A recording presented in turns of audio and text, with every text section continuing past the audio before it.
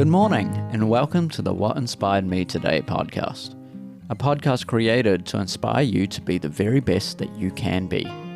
My name is Stephen Matthew, and this is what inspired me today. Good morning, everyone. Welcome back to the podcast, and welcome to a brand new year, 2025. I trust that you had a wonderful Christmas break filled with time with friends and family and loved ones, a time of rest and rejuvenation. I know for myself, we got sick, but for teachers, that's the perfect time to get sick, I suppose, during our breaks rather than during the semester. So it was a wonderful time nonetheless. It is beautiful and snowing outside, so it still looks like a winter wonderland over here. So, because we are starting a brand new year, oftentimes this is the period of time where people start making plans and looking towards the future. Oftentimes this is where we start making goals and resolutions. And so what I wanted to talk about today is how we can set some realistic, reasonable, and worthwhile goals for this coming year. The quote that I wanted to share with you is from Melody Beattie. She says this: "The new year stands before us, like a chapter in a book waiting to be written. We can write that story by setting goals." Now, whether we like to admit it or not, we are all the main characters in our own story. Everyone else are side characters that come and go in our life, but we have a really unique privilege where we can make our own story as we write down goals, as we look towards the future, and take actionable steps towards where we want to go. We can, in fact, write our own story. Now, there are so many things that can come in, just like any story. There's things that are beyond our control. There are things that we might have to do that we might not like. However, what happens is that every day we make plans, we make decisions, and then we act upon them. So then, how can we make reasonable goals? Now, this framework that I'm going to be talking about actually comes from a friend of mine. He learned it from somewhere else. I don't know where he got it from, but years ago, my friend Michael and I, we were talking about goal setting and how we can encourage each other in our own goals and our endeavors. And so I wanted to share with you something that I got taught years ago. Here are a couple of worthwhile goals that we can go towards. There's health, there's wealth, there's love or relational goals, as well as happiness or spiritual goals. Health, wealth, love, and happiness. Let me define some of these for you. So our health goals are something that should be pretty high up on our priority list. As we all know, we don't know how good we have it until we're sick. I know that all too well, right? I got sick this past couple of weeks and I've been bedridden and it's been horrible being sick. But when we take care of our bodies, both physically and mentally, through all of our aspects of our whole well-being, we have increased health. And our health matters. We know this intuitively, especially when we get sick. Our wealth or financial goals, that is something that we have to do, right? We have to make sure that we are making worthwhile financial goals so that we can meet our basic needs and necessities, as well as having things for wants. A very easy way to do that is, what can we save? Basically, how much are we earning versus how much are we spending, and balancing out the equation so that we're saving more than we spend.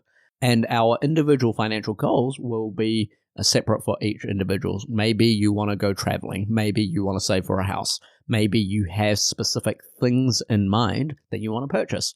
All of these things require a good financial motive as well as discipline in order to achieve it. In fact, that's what Jim Rohn said. Jim Rohn, a famous self-development coach, he said that discipline is the bridge between goals and accomplishment. It's the discipline that we apply to our actions that ultimately get us to our goals. Then we have love, or how I like to explain it, relational goals. We are inherently social creatures that require relational depth between individuals. And so make it a goal of yours to maybe reach out to a friend or to make new friends or to engage in more community building around yourself. It doesn't need to be with many people, but having your people, your friends, your family, those around you, your circle, strengthening that is something that is worth doing.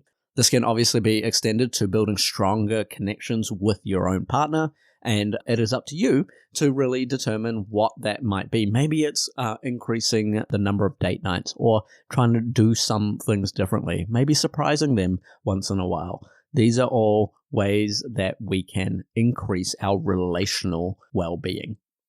Finally, there's happiness, right? We are all searching for different elements of happiness. Something that might make me happy might not make you happy.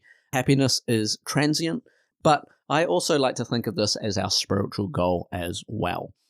Things that will enrich us in our life to give us joy, to give us meaning, and to give us purpose so that we can continue to pursue the things that we want. Obviously, we want to do things that make us happy. We want to avoid things that make us sad or scared or angry. We want to pursue the positive things and break away from those things that are negative. What makes you happy? Pursue that as long as it is something that is safe and is reasonable for your own well-being and the people around you. How can we make these goals? I've mentioned this in a previous episode before, but using the SMART framework is a really great way to make some actionable, reasonable goals. SMART is an acronym for specific, measurable, achievable, relevant, and time-bound. Make sure that your goals are specific to your needs. What do you want? Clearly identify for yourself what it is you want. Then, can you measure your progress to get to your goal?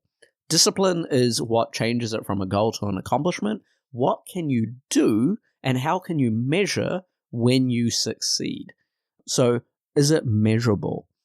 Is your goal achievable? Is this a lofty goal that is just a pipe dream, or is this something that you can pursue? Now, mind you, you might have goals that might take a long period of time, and so it might seem lofty. However, with specific measurable steps, you will be able to get to that goal. Finally, you've got, is it relevant to you? Is your goal relevant to your overall ethos? Is it relevant to where you want to be in life? What is your goal? Is it relevant to you? And finally, can you make it time-bound? What I mean by that is, do I have an end goal in mind? Do I have an end time period in mind? Can I achieve my goal in X amount of months or X amount of years? Or is there something that makes it time-bound? When we have something that is time-bound, we are more likely to achieve that goal because we have set a stopwatch, essentially, for when we want to achieve it. Now, with all of that said, there's a couple of really great questions that I heard in church the other week. So shout out Pastor Matthew. What he asked was these two questions here. What is one thing that if you continue to do, you will regret? And then conversely, what is something that the future me will be proud about? Or what is something that I could continue that I'll be proud about in the future? These are questions you can ask yourself to give you a framework to align your goals with your own sense of ethos and where you want to be. What is one thing that if I continue, I will regret? And what is one thing that if I continue, I'm going to be super proud about, right? It's not all just negative, but what can I continue? What habits that I can change? What are goals that I can continue to pursue? And so what I wanted to encourage you with in this first podcast of the year, make goals for yourself that are relevant to you, that are achievable, that encourages you to increase your health, your wealth, your love and relational well-being, as well as your own sense of happiness and spiritual well-being as well. Make sure that it is a SMART goal, something that is specific and measurable to you, that's achievable and relevant, and has a time-bound nature to it. And then finally, is there a habit that you want to change, or is there something that you want to continue as well?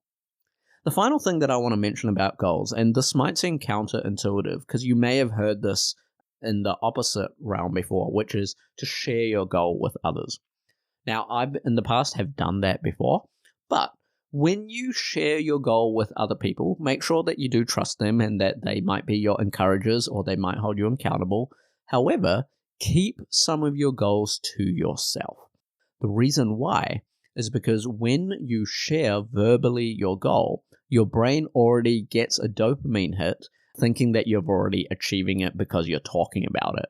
However, when you remain silent, and then you work on your goal silently, and then you achieve it and you reveal the success of that, then you get a more satisfying dopamine hit because you not only are talking about something that you've succeeded in, you have the proof of that. You have the proof in the pudding, essentially. So that's my final little thing about goals. So with that said, this coming year, I hope that you are blessed. I hope that you are encouraged. And I look forward to continuing to encourage you and doing this podcast as well. There will be updates about this podcast in the future as I work towards my own goals as well. With that said, have a great week.